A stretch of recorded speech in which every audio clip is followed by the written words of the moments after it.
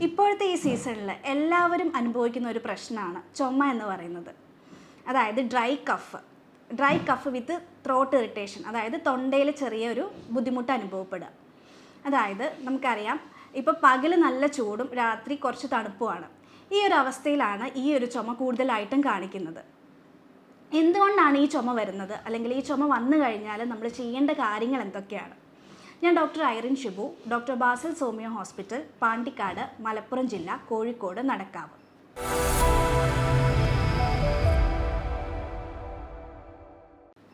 ഈ ചുമയുടെ പ്രത്യേകത എന്ന് പറയുന്നത് കൂടുതലും ഈ ചുമ രാത്രിയാണ് കാണുക.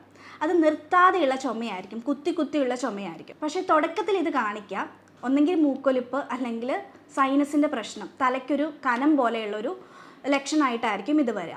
രണ്ടാമത്തെ ദിവസമായിരിക്കും ത്രോട്ടിൽ ഇൻഫെക്ഷൻ വരിക, അല്ലെങ്കിൽ ത്രോട്ടിലൊരു ബുദ്ധിമുട്ട് വരിക, അത് ചുമയായിട്ട് മാറുക. അപ്പം നിർത്താതെയുള്ള ചുമ രാത്രിയായിരിക്കും ഉണ്ടാവുക. പിന്നെ ഈ ഒരു ചുമയുടെ പ്രത്യേകത എന്ന് പറയുന്നത് ഇത് ഡ്രൈ കഫായിരിക്കും. നിങ്ങൾ കുറേ ശക്തിയായിട്ട് ചുമച്ച് കഴിഞ്ഞാൽ കുറച്ച് കഫം മാത്രമേ പുറത്തേക്ക് വരുള്ളൂ.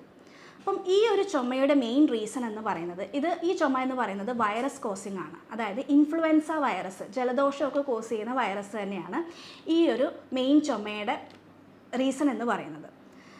അപ്പം നമുക്കറിയാം, ഈ ഒരു വൈറസ് എന്ന് പറയുന്നത്, ഇൻഫ്ലുവൻസ വൈറസ് എന്ന് പറയുന്നത് ഒരു 3 മുതൽ 4 ദിവസം വരെയാണ് നമ്മുടെ ബോഡിയിൽ ഉണ്ടാവുക.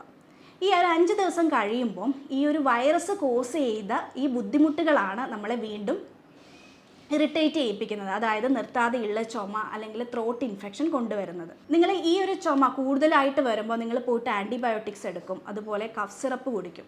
പക്ഷേ ഇത് കുടിക്കുമ്പോൾ നിങ്ങൾക്കൊരു ആശ്വാസം ഉണ്ടാവും. ഇതിൻ്റെ ആക്ഷൻ കഴിയുമ്പോൾ വീണ്ടും ഈ ചുമ വരികയാണ് ചെയ്യുക. ഈ ചുമയ്ക്കുമ്പോൾ നിർത്താതെയുള്ള ചുമ വഴി നമുക്ക് തൊണ്ടവേദന അനുഭവപ്പെടുകയും അതുവഴി നമ്മുടെ വോയിസ് കുറയുകയും ചെയ്യും, സൗണ്ട് പൂർണ്ണമായിട്ട് നിൽക്കുകയും ചെയ്യും. അപ്പം ഇതാണ് മെയിനായിട്ട് ഈ ഒരു ഡ്രൈ കഫിൻ്റെ പ്രത്യേകത എന്ന് പറയുന്നത്. അപ്പോൾ എന്തൊക്കെ കാര്യങ്ങളാണ് നമ്മൾ ഇപ്പോൾ വീട്ടിൽ തന്നെ നമുക്ക് ചെയ്യാൻ പറ്റുന്നത്? മെയിനായിട്ട് പറയുകയാണെങ്കിൽ, നിങ്ങൾ ഇളം ചൂടുവെള്ളം ഇടയ്ക്കിടയ്ക്ക് കുടിക്കുക. ഈ ഒരു ഇളം ചൂടുവെള്ളം കുടിക്കുന്നത് വഴി നമ്മുടെ ത്രോട്ടിലുള്ള ഇറിറ്റേഷൻ മാറാനും അതുപോലെ കഫം ഉണ്ടെങ്കിൽ കഫം പുറത്ത് വരാനും ഇത് സഹായിക്കും. രണ്ടാമത്തെ ഒരു കാര്യമാണ്, ഞാൻ പറഞ്ഞു, നമ്മൾ ചുമയ്ക്കുന്ന വഴി നമ്മുടെ ഈ സൗണ്ട് നഷ്ടപ്പെടാൻ ചാൻസ് ഉണ്ട്. അപ്പോൾ രണ്ടാമത് നിങ്ങൾ മെയിൻ ചെയ്യേണ്ട ഒരു കാര്യം എന്ന് പറയുന്നത് വോയിസ് റെസ്റ്റ് ആണ്. ഒരു 2 വീക്കെങ്കിലും അമിതമായിട്ട് ഇപ്പോൾ വോയിസ് എടുക്കുന്നവരാണെങ്കിൽ, ടീച്ചേഴ്സ് അല്ലെങ്കിൽ പ്രൊഫസേഴ്സ് കൂടുതലായിട്ട് പൊളിറ്റീഷ്യൻസ്, ഇവരൊക്കെ കൂടുതലായിട്ട് വോയിസ് കൊടുത്ത് സംസാരിക്കുന്നവരാണ്. അപ്പോൾ അങ്ങനെയുള്ളവരോട് പറയേണ്ടത് വോയിസ് റെസ്റ്റ് ആണ്. ഒരു 2 വീക്ക് അല്ലെങ്കിൽ ഒരു 1 വീക്കെങ്കിലും കംപ്ലീറ്റ് ആയിട്ടുള്ള ഒരു വോയിസ് റെസ്റ്റ് ചെയ്യാം. പിന്നെ മൂന്നാമത്തെ ഒരു കാര്യമാണ്, ഞാൻ പറഞ്ഞു, രാത്രിയായിരിക്കും ഈ ചുമ കൂടുക. അതായത് രാത്രി കഫ് ഇമ്പൾസ് കൂടുന്നത് രാത്രി ടൈമിലായിരിക്കും. അപ്പോൾ രാത്രി നിങ്ങൾ മെയിനായിട്ട് നോക്കേണ്ട കുറച്ച് കാര്യങ്ങളുണ്ട്. അതായത് നിങ്ങൾ ഫുഡ് കഴിക്കുമ്പോൾ കഴിവതും 7 മണിക്കുള്ളിൽ കഴിക്കാൻ ശ്രദ്ധിക്കുക.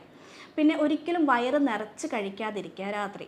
ഇത് ഗ്യാസിൻ്റെ ബുദ്ധിമുട്ട് കൂട്ടുകയും അതുവഴി നമുക്കൊരു ഇറിറ്റേഷൻ, നമ്മൾ മലന്ന് കിടക്കുന്ന സമയത്ത് ഈ ഒരു ഗ്യാസിൻ്റെ ബുദ്ധിമുട്ട് കൂടി അത് ചുമയിലേക്ക് ലീഡ് ചെയ്യുകയും ചെയ്യും.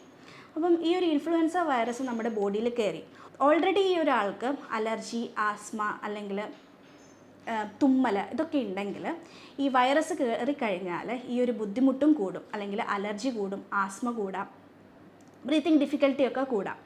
അപ്പം നിങ്ങൾ പ്രത്യേകം ശ്രദ്ധിക്കണം.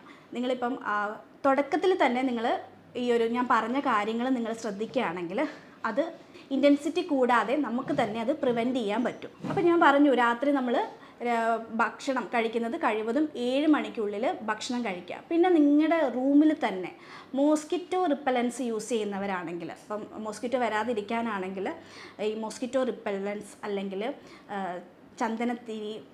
തിരികൾ യൂസ് ചെയ്യുന്നവരാണെങ്കിൽ അത് കഴിവതും ഒഴിവാക്കുക. ഇത് കാരണം ഈ ഒരു കഫിനെ കൂട്ടാനാണ് ഇത് ഉപകരിക്കുക. അതായത് നിങ്ങൾക്ക് ഓൾറെഡി ചുമയുണ്ട്, ഈ മോസ്കിറ്റോ റിപ്പലൻസും അതുപോലെ തന്നെ ചന്ദനത്തിരി അങ്ങനത്തെയൊക്കെ യൂസ് ചെയ്യുകയാണെങ്കിൽ ഈ ഒരു ചുമ കൂടുകയുള്ളൂ.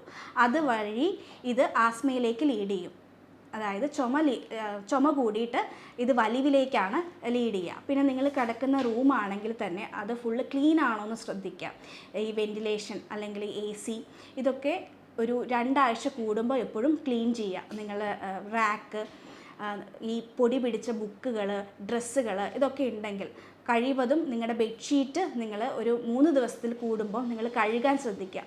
ഇതൊക്കെ നിങ്ങൾ ശ്രദ്ധിക്കുകയാണെങ്കിൽ തന്നെ ഒരു പരിധി വരെ നിങ്ങളുടെ ഈ ഒരു ചുമ, അതായത് കുത്തുന്ന ചുമ കുറയ്ക്കാൻ സഹായിക്കും. ഇനി നിങ്ങൾക്ക് തന്നെ വീട്ടിൽ ചെയ്യാൻ പറ്റിയ ചെറിയ ടിപ്പെന്ന് പറയുന്നത് ഈ ഇരട്ടി മധുരവും അതുപോലെ തന്നെ ചുക്കും സമാസമം എടുത്തിട്ട് നിങ്ങൾക്കത് വായിലിട്ട് അലിയിപ്പിക്കുന്നത് ഏറ്റവും നല്ലതാണ്. ഈ വരണ്ട ചുമയെ ഇത് ശമിപ്പിക്കും. ഇത്രയൊക്കെ ചെയ്തിട്ടും നിങ്ങളുടെ ഈ ഒരു ചുമ കുറവില്ലെങ്കിൽ നിങ്ങൾക്ക് ഇപ്പോൾ ഹോമിയോപ്പതിയിലാണെങ്കിൽ വളരെ ഫലപ്രദമായിട്ടുള്ള ചികിത്സയുണ്ട് ഈ ഒരു ഡ്രൈ കഫിന്. അത് ഓരോ പേഷ്യൻറ്റിൻ്റെയും കഫിൻ്റെ പാറ്റേൺ അനുസരിച്ചായിരിക്കും ഇവിടെ ട്രീറ്റ്മെൻറ്റ് എന്ന് പറയുന്നത്. കഫ് അതായത് എത്രത്തോളം അത് നീണ്ടു നിൽക്കുന്നുണ്ട്, എപ്പോഴാണ് ഈ ചുമ കൂടുതൽ, കഫം ഉണ്ടോ, അതൊക്കെ അനുസരിച്ചായിരിക്കും ഒരു മെഡിസിൻ സെലക്ഷൻ എന്ന് പറയുന്നത്. അതുകൊണ്ട് ഈ ഒരു ബുദ്ധിമുട്ട് അനുഭവിക്കുന്നവരാണ് നിങ്ങളെങ്കിൽ നിങ്ങൾക്ക് താഴെ കാണിക്കുന്ന നമ്പറിൽ എന്നെ കോൺടാക്ട് ചെയ്യാവുന്നതാണ്. സ്നേഹത്തോടെ doctor Irene Shibu, doctor Basil Soumya hospital, Pandikkad, Malappuram ജില്ല, കോഴിക്കോട്, നടക്കാവ്.